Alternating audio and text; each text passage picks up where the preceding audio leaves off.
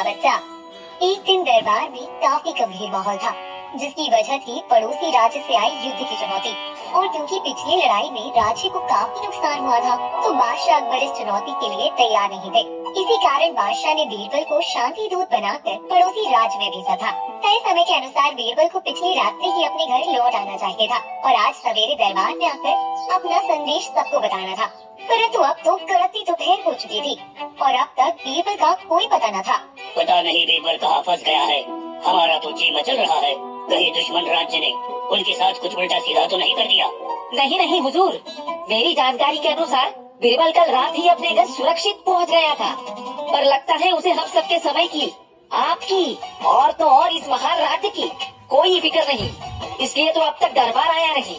लगता है वो सो रहा है। ये सुन बादशाह गुस्से से तिलमिला उठे। क्या यहाँ राज्य पर इतना बड़ा खतरा मंडरा रहा है और वो जनाब बेफिक्र सो रहा है?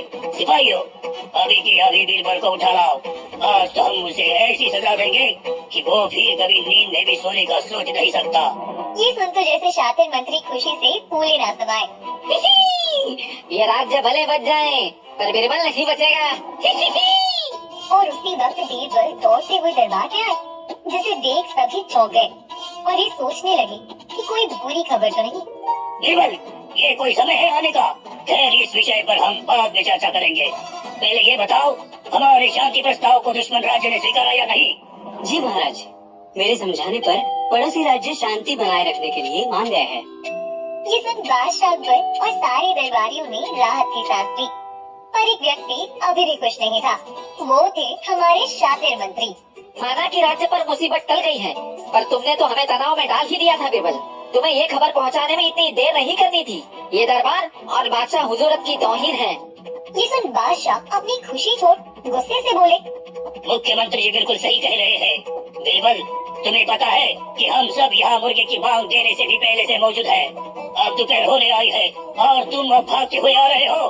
क्षमा चाहता हूँ महाराज, मेरे पास बहुत ही ठोस कारण है, कृपया मुझे समझाने का मौका दीजिए। एक ही मौका बीरबल, वरना हम तुम्हें ऐसी सजा देंगे कि तुम हमेशा के लिए यूं ही भागते रहोगे। इस पर बीरबल बोले।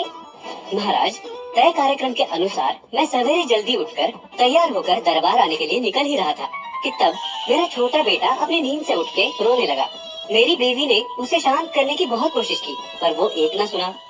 एक पिता होने के कारण मैं उसकी ये दशा सह न पाया और उसे गोद में उठाकर वापस सुलाने की कोशिश की और कुछ देर में वो सो भी गया।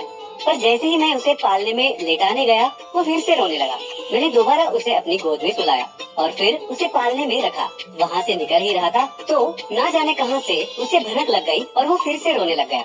ये सिलसिला रुकने से रहा, लेकिन वो रोते रोते इतना थक गया कि आखिर में उसकी आंख लग ही गई और अब वो चैन की नींद सो रहा है और मैं यहाँ बेचैन खड़ा हूँ। ये सुन तो जैसे बादशाह अकबर ज्वालामुखी की तरफ उठ पड़े। क्या तो तुम्हारे मुताबिक तुम दुश्मन राज्य को समझा पाए पर अपने बच्चों को नहीं? अरे कितना मुश्किल होता है किसी बच्चे को समझाना। एक चाटा लगा दो और वो सब समझ जाते हैं। क्षमा कीजिए महाराज, पर यूँ बच्चों पर हाथ उठाकर समझाना उचित नहीं। उससे उनके मन पर गहरा असर पड़ सकता है, इसलिए हमें धैर्य से काम लेना चाहिए।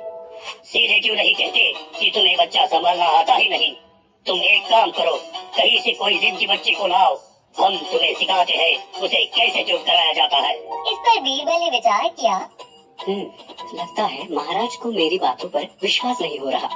इन्हें किसी भी हाल में विश्वास दिलाना ही होगा, वरना उनका मुझ पर से विश्वास कम हो जाएगा। ये सही योजना है महाराज, परंतु मेरी एक विनती है, किसी बच्चे को लाने से अच्छा क्यों ना कुछ क्षण के लिए मैं खुद एक नन्हा सा बच्चा बन जाऊं। आप मुझे संभालिए और साथ ही मुझे सिखा भी दीजिए कि बच्चे संभालते कैसे हैं। बादशाह अकबर ने बीरबल के इस विचार पर कुछ क्षण विचार किया और बोले, ठीक है बीरबल, लेकिन महाराज मेरी एक शर्त है। इस दौरान आप मुझ पर हाथ उठा नहीं सकते। आपको धैर्य से समझा बुझाकर बच्चे को यानी मुझे संभालना होगा। हाँ, ये कौन सी बड़ी बात हुई? तुम्हारी ये शर्त भी हमें मंजूर है। आज हम तुम्हें गलत साबित करके ही रहेंगे। फिर क्या था, अगले ही क्षण बीरबल हूबहू एक बच्चे की तरह ही शैतानियां करने लगे। कभी किसी की पगड़ी उछाल दी, कभी किसी की दाढ़ी खींच ली, तो कभी पूरे दरबार में भाग दौड़ करके हल्ला मचा दिया और फिर आखिर में फिर बादशाह अकबर के गोद में जा बैठे और जोर जोर से रोने लगे। बादशाह अकबर ने ठंडे दिमाग से सोचा और हिचकिचाते हुए बोले, अरे मेरा नन्हा मुन्ना राजा, क्या चाहिए, क्यों रो रहे हो? मुझे गन्ने का रस चाहिए, मुझे गन्ने का रस चाहिए। बस इतनी सी बात? सिपाही, अभी के अभी गन्ने का रस लेके आओ। सिपाही तुरंत दौड़ के गए और कुछ क्षण बाद गन्ने का रस ले आए। ये लो मेरे नन्हे मुन्ने के लिए मीठा मीठा गन्ने का रस। नहीं नहीं नहीं, सिर्फ गन्ना चाहिए, रस नहीं। सिपाही, जाओ और कुछ गन्ने ले आओ। सिपाही वापस तेजी से दौड़ते हुए गए और कुछ गन्ने ले आए। ये लो मेरे नन्हे से प्यारे से बच्चे के लिए एक पूरा गन्ना। नहीं नहीं, मुझे इसके छोटे छोटे टुकड़े करके चाहिए, ऐसे नहीं। सिपाहियों, नहीं, आप ही इसके टुकड़े करके दो, कोई और नहीं करेगा। बादशाह अकबर ने गुस्से में आके गन्ने के छोटे छोटे टुकड़े कर दिए, लेकिन बीरबल एक बच्चे की तरह जिद पे जिद करते रहे। नहीं नहीं, मुझे अब पूरा गन्ना चाहिए। बादशाह अकबर ने गन्ने के गुच्छे में से गन्ना निकाल के बीरबल के हाथ में रखा, जिसे बीरबल ने फेंक दिया। नहीं नहीं नहीं, उन छोटे छोटे टुकड़ों में से एक गन्ना बना के दो। ये सुन तो बादशाह अपना सुध खो बैठे और उनका हाथ लगभग उठ ही गया। मूर्ख बालक। बस उसी क्षण बीरबल खड़े हुए और हंसते हुए बोले, लीजिए, आपका हाथ उठ गया, आप शर्त हार गए महाराज। अब मानते हो ना आप, बच्चों को संभालना बेहद मुश्किल है।